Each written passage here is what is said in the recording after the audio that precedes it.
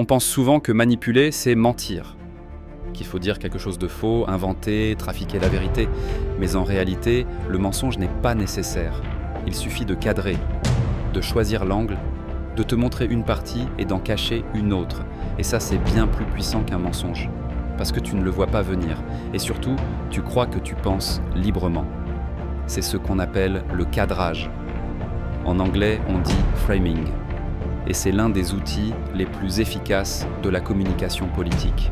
Tu prends un sujet, tu le présentes sous un certain jour, et tu laisses l'auditeur tirer ses propres conclusions. Mais en réalité, tu as guidé sa pensée sans jamais l'avoir forcée. Par exemple, imaginons qu'un ministre parle de chômage. Il peut dire « Le taux de chômage a baissé de 2% cette année ».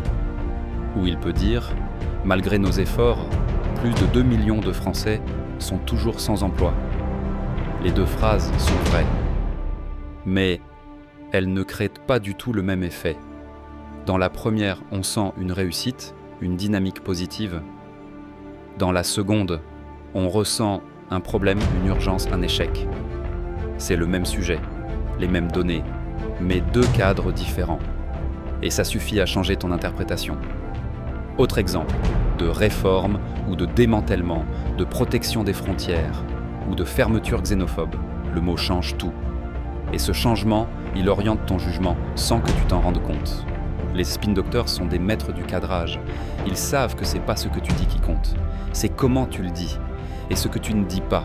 C'est pour ça que les débats politiques sont souvent verrouillés, pas parce qu'il y a censure, mais parce que les mots, les thèmes, les oppositions sont déjà définis. Tu crois que tu participes à une réflexion, mais en réalité, tu réagis dans un cadre déjà construit pour toi. Et si tu veux penser par toi-même, il faut apprendre à repérer ce cadre, à voir ce qui s'est mis en lumière et ce qui reste dans l'ombre. Parce que le plus grand pouvoir, ce n'est pas d'imposer une idée, c'est de rendre invisibles toutes les autres.